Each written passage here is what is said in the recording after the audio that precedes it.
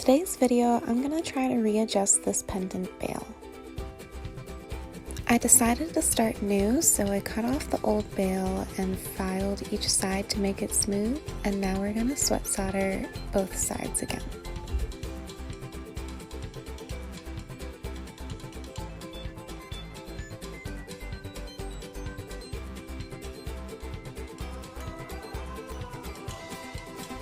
I shaped a new bail, so now we're going to try to solder it back on more centered. And here it is finished after soldering. I threw the pendant and some pickles, so now we're going to get to polishing. In between polishing, I used my Dremel to try to get those puddled spots off. The pendant, you can see, came out super smooth and clean, perfectly seamless, and here is the transformation. Thanks for watching, and let me know what you think.